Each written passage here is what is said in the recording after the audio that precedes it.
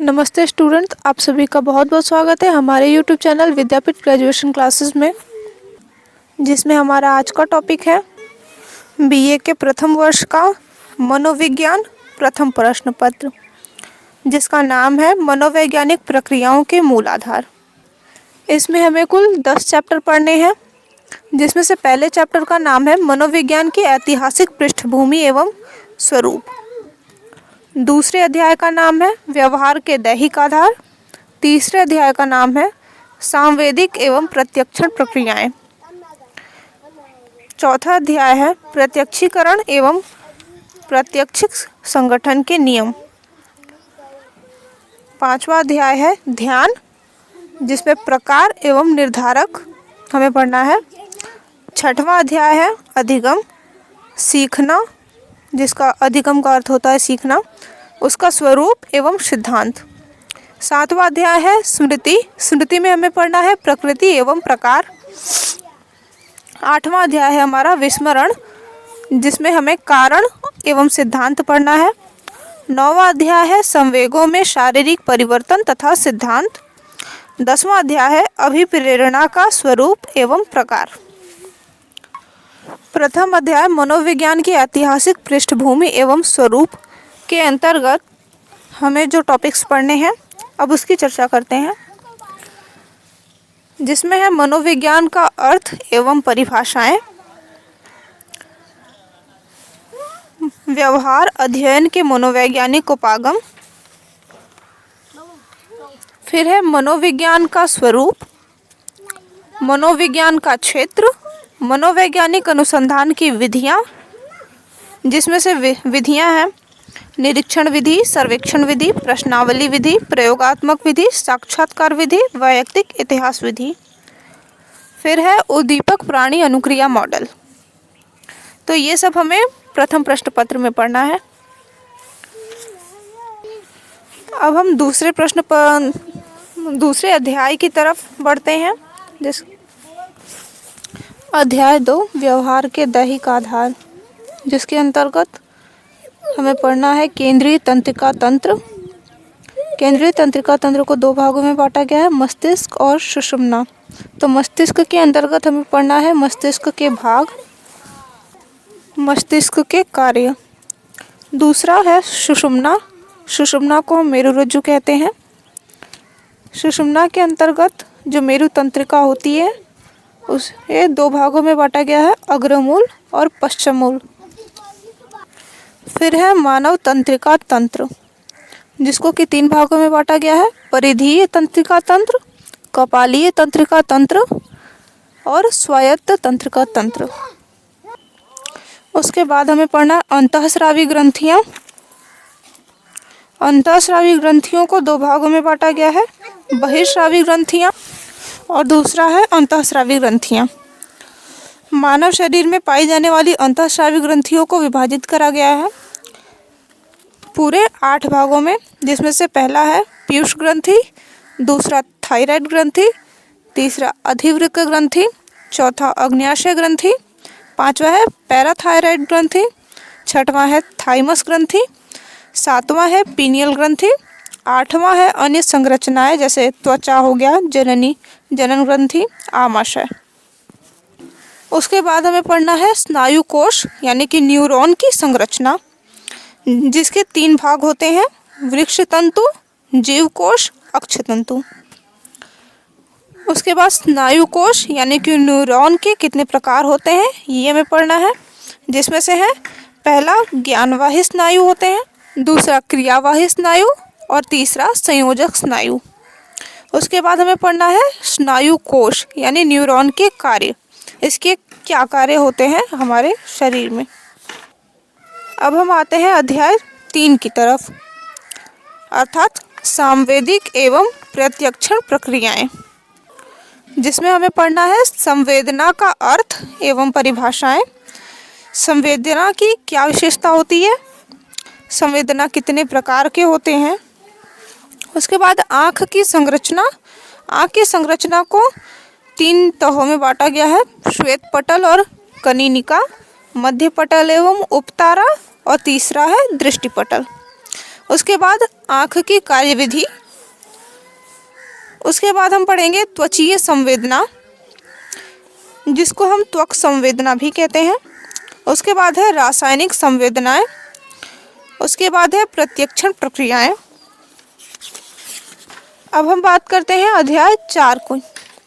तो अध्याय 4 में हमें पढ़ना है प्रत्यक्षीकरण एवं प्रात्यक्षिक संगठन के नियम, जिसके अंतर्गत हमें पढ़ना है प्रत्यक्षीकरण का अर्थ एवं परिभाषाएं, प्रत्यक्ष ज्ञानात्मक स्थिरता, प्रात्यक्षिक संगठन के सिद्धांत और नियम। उसके बाद है भ्रम, अर्थात भ्रम क्या है, प्रत्यक्षीकरण के कारक कौन कौन से होते हैं और भ्रम तथा प्रत्यक्षीकरण में क्या अंतर होता है। अब हम आगे बढ़ते हैं अध्याय 5 की ओर। तो अध्याय 5 में हमें पढ़ना है ध्यान, जिसके हमें प्रकार एवं निर्धारक के बारे में पढ़ना है। तो इस अध्याय के अंतर्गत आते हैं अवधान, अर्थात ध्यान का अर्थ एवं परिभाषाएं, ध्यान का स्वरूप एवं विशेषताएं, ध्यान कितने प्रकार के होते हैं, रुचि तथा ध्यान में क्या संबंध है, ध्यान को निर्धारित करने वाले कौन कौन से कारक होते हैं। अब हम अपने छठे अध्याय की ओर चलते हैं, जिसका नाम है अधिगम, अर्थात सीखना। तो अधिगम का स्वरूप क्या है और उसके सिद्धांत क्या हैं। तो इसके अंतर्गत हमें पढ़ना है अधिगम का अर्थ एवं परिभाषाएं। आप ये भी कह सकते हैं सीखने का अर्थ एवं परिभाषाएं, जिसके अंतर्गत हमें पढ़ना है सीखने की प्रक्रिया, सीखना एवं परिपक्वता में क्या संबंध होता है, सीखने की वक्र रेखाएं क्या है। फिर उसके बाद हमें पढ़ना है अनुबंधन का अर्थ क्या है और उसकी परिभाषा बताइए। अनुबंधक कितने प्रकार का होता है, अधिगम के प्रयत्न एवं भूल द्वारा सीखने के क्या नियम बताए गए हैं। उसके बाद हमें पढ़ना है अंतर्दृष्टि, यानी सूझबूझ, अधिगम का सिद्धांत। अब हम बात करते हैं अध्याय 7 की ओर, जिसका नाम है स्मृति, जिसके अंतर्गत हमें उसकी प्रकृति के बारे में और उसके प्रकार के बारे में पढ़ना है। तो हम बात करते हैं स्मृति की प्रकृति, अर्थात हमें इसके अंतर्गत पढ़ना है स्मृति का अर्थ क्या है और उसकी परिभाषाएं क्या हैं, स्मृति और मस्तिष्क में क्या संबंध होता है। उसके बाद में पढ़ना है कि दीर्घकालीन स्मृति क्या होती है और स्मृति के कितने प्रकार होते हैं, स्मृति में ज्ञान का संगठन किस प्रकार होता है। उसके बाद हमें पढ़ना है स्मृति को उन्नत बनाने के कौन कौन से तथ्य हमारे मनोवैज्ञानिकों द्वारा दिए गए हैं, स्मृति को उन्नत बनाने की प्रविधियाँ क्या हैं। अब हम बात करते हैं अपने अध्याय 8 की तरफ, जिसको नाम है विस्मरण, कारण एवं सिद्धांत। विस्मरण, जिसे हम भूलना कहते हैं, कि हम भूल जाते हैं, क्यों भूल जाते हैं, यही हमें पढ़ना है। तो इसमें हमें पढ़ना है विस्मरण का अर्थ एवं परिभाषाएं, विस्मरण के सिद्धांत क्या है, विस्मरण को प्रभावित करने वाले कौन कौन से कारक होते हैं, और पुनः स्मरण क्या है, हम किस प्रकार से पुनः स्मरण कर सकते हैं और पुनः स्मरण के कितने प्रकार होते हैं। अब बात करते हैं 9वें अध्याय के बारे में, जिसका नाम है संवेगों में शारीरिक परिवर्तन तथा सिद्धांत। तो संवेग से आप समझ रहे हैं, तो इसमें हमें पढ़ना है संवेग का अर्थ एवं परिभाषाएं, संवेगों के शारीरिक आधार, संवेगों के विकास, यानी हमारे शरीर में संवेग का क्या कार्य है, वह हमारे शरीर में किस तरीके से विकसित होता है। उसके बाद हमें पढ़ना है संवेग के प्रकार, अर्थात सकारात्मक संवेग और नकारात्मक संवेग।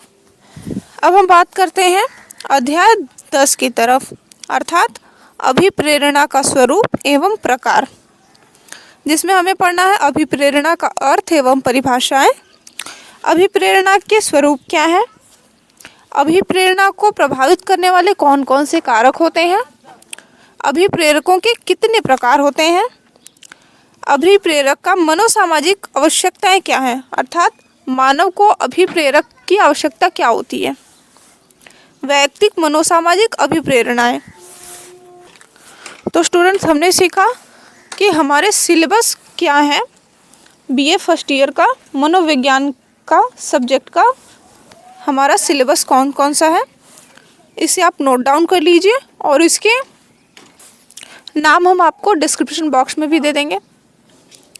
अब आगे की वीडियो में हम आपको लाइव शो करेंगे, जिसमें से हम हर एक अध्याय के हर एक टॉपिक के बारे में चर्चा करेंगे, उसमें से क्या महत्वपूर्ण है और कितना महत्वपूर्ण है यह भी जानेंगे। तब तक आप इंतज़ार करते रहिए हमारे अगले वीडियो का, और हमसे जुड़े रहने के लिए आप हमारे चैनल को सब्सक्राइब कीजिए, लाइक कीजिए, एंड आपके जो भी कमेंट्स हो वो आप नीचे कमेंट बॉक्स में कमेंट कीजिए। सब्सक्राइब करने के बाद में बेल आइकन को दबाना ना भूलिए, जिससे आप हमारे अगले वीडियो के नोटिफिकेशन को आसानी से प्राप्त कर सकें और आप अपनी पढ़ाई को कंटिन्यू कर सकें। धन्यवाद।